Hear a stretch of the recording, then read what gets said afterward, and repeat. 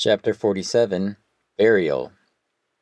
By the benefit of the pass of a pure and blameless life, and an unshaken confidence in the merits of the Lion of the tribe of Judah, shall we gain ready admission into the celestial lodge, where the supreme architect of the universe presides.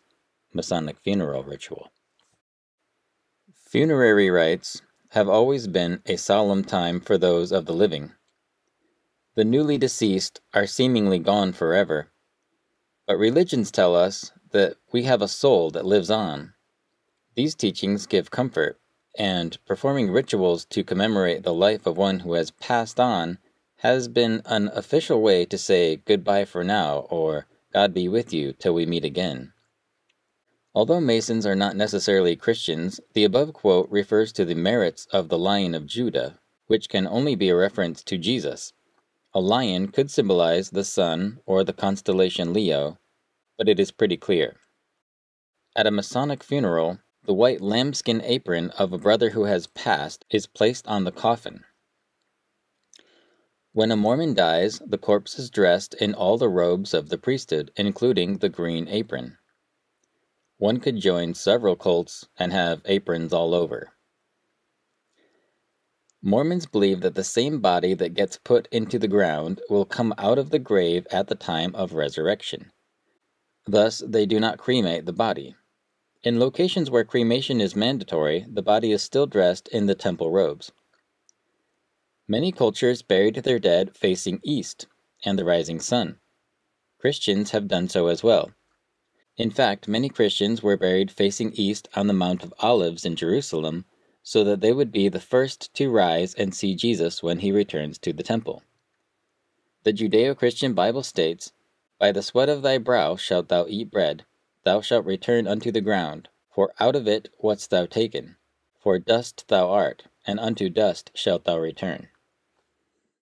The Zoroastrian burial ritual is to bring the dead up a hill and lay them out, exposed to the elements, for the birds to descend and eat the flesh off the bones.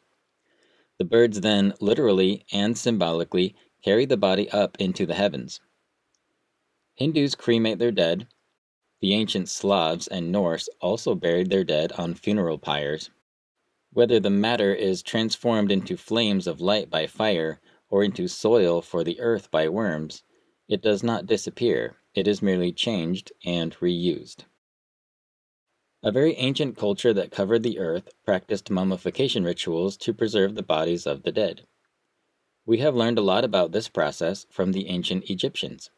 But I call it an ancient global culture because the mummies that were found in Peru, Egypt, Russia, and China all had red hair and Caucasoid features. This does not fit in with the current paradigm of academia, but the findings are undisputed. This culture also constructed the pyramids that we see across the world. The way in which the Egyptians mummified the bodies has kept them preserved for thousands of years. The organs were removed and kept in jars. The heart organ was believed to be the seat of the soul. The body was then dried and preserved with salt and herbs. Magic scripts were written on gold scrolls and placed with the body to help the soul in the afterlife. Incantations were also written on the wrappings and the sarcophagi. Some mummies were buried with a version of the Egyptian Book of the Dead written on papyrus. This book is more accurately called the Book of Emerging Forth into the Light, which is fitting since the soul enters a tunnel of light shortly after the death of the body. An excerpt from this book reads, "I have come that I may see my father Osiris, and that I may cut out the heart of Set, who has harmed my father Osiris. I have opened up every path which is in the sky and on earth, for I am the well-beloved son of my father Osiris. I am noble, I am spirit.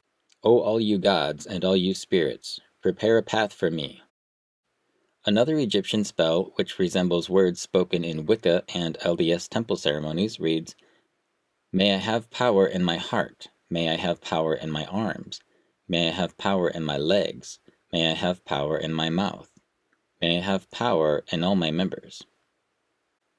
After having various body parts blessed with strength, it is common in mystery schools to receive the secret names of power that one can use. Spell 144 reads, O you gates, you who keep the gates because of Osiris, O you who guard them, and report the affairs of the two lands to Osiris every day. I know you, and I know your names. The names are then given in spell 148. Mansion of Kas, mistress of all. Silent, one who dwells in her place. She of Chemis, whom the god ennobled. The much beloved, red of hair. She who protects in life. The party-colored. She whose name has power in her craft. Storm in the sky, which wafts the god aloft. The bull, husband of the cows. Maquet is the ladder of Nut that the deceased climb to reach the heavens. The Book of the Dead tells us that Osiris used this ladder. This ladder is the same symbolism that is found in the biblical story of Jacob's ladder. As discussed earlier, the rungs of the ladder are the planets of our solar system. Some believe that once we reach the sun and enter the light, we will find a black hole, which is a stargate to other stars such as Sirius. A black hole sun center of travel for the gods. Magical binding spells on papyri have been found buried with 2,000-year-old skeletons of the Grecian Empire. A Greek boy was buried in what is today called Austria with a silver amulet around his neck. Inside the amulet was a small gold scroll with a spell written in Aramaic. These ancient scrolls contain religious aspects from the Greek, Roman, Egyptian, and Jewish traditions. A binding spell placed on the body is a token for the soul to use in the afterlife. Bodies were buried with various items that were seen as useful. Greeks would place silver coins on the eyes or in the mouth of the dead as tokens to give the ferryman in order to pass the river of the underworld. Tokens to pass the gates is the syncretic idea. Egyptians believed that a layer of the soul called the Ka stays behind, so a large stone or statue would be dedicated for the Ka of one who has passed to reside in. We have inherited this ritual in the form of modern gravestones, which are dedicated variously by Christian church leaders and fraternal orders. Various rites, such as lighting candles or pouring holy water on behalf of the dead, are found in Hinduism, Buddhism, Catholicism, and so on. In Tibetan Buddhism, the Tibetan Book of the Dead, aka Liberation Through Hearing on the Afterlife Plane, is read aloud to the body so that the spirit can be guided as to what they should do in the spirit world. Advice is given such as this. Your body, being a mental body, is incapable of dying even though beheaded and quartered. In reality, your body is of the nature of voidness. You need not be afraid. The lords of death are your own hallucinations. The Tibetan Book of the Dead guides souls through 3 bardos or planes. Digression through the bardos leads the soul to a lesser reincarnation. If, however, the soul is able to merge with the light in the first bard, that soul is freed from the cycle of death and rebirth. Thus the lama or priest that reads the script encourages the person to enter the light. The clothing, coffin, gravestone, dedicatory prayer, lit candles, magic scrolls, etc. are all rituals for comforting the living. The dead don't need them. Their deeds have already been made, and they are moving on to the next set of experiences that will help them continue to grow. The body is just a garment for the soul, which we change each time we move on to the next step of evolution for our souls. Chapter 48. Rebirth. To be born, die, again be reborn, and so progress unceasingly, such is the law. Allan Kardec. We discussed the cleansing symbolism of baptism in the water chapter, but the baptism ritual also represents the end of one's old life and the beginning of a new life as a member or follower of the particular sect that is being joined. Jesus said that we need to be reborn, or born again by water and by the Spirit. When a baptism is performed by immersion, it symbolizes death, burial, and resurrection. For Christians, baptism is a reminder of Jesus' death and resurrection, as well as the resurrection that each believer hopes to receive themselves.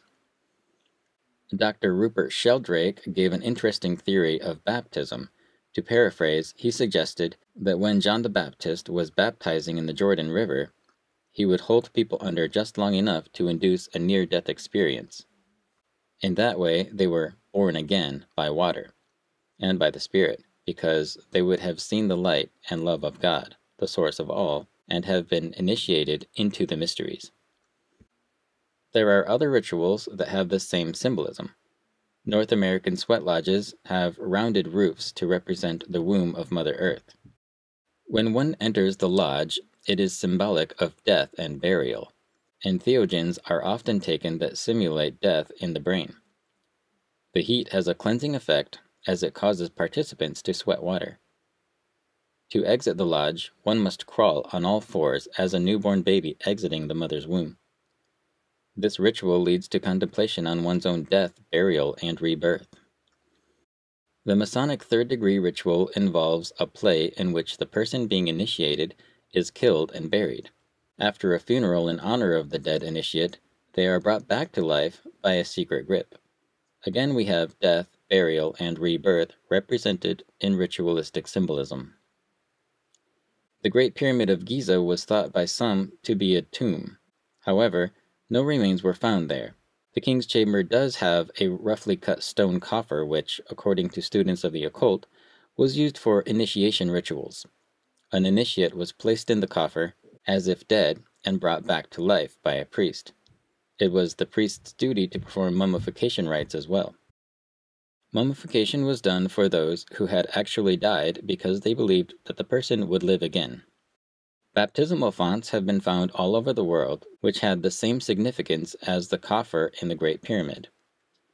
Jewish Essenes used a communal font for this ritual. The early Christians practiced baptism for themselves and for the deceased. On this, Paul wrote, "Else what shall they do which are baptized for the dead, if the dead rise not at all? Why are they then baptized for the dead?" 1 Corinthians 15:29.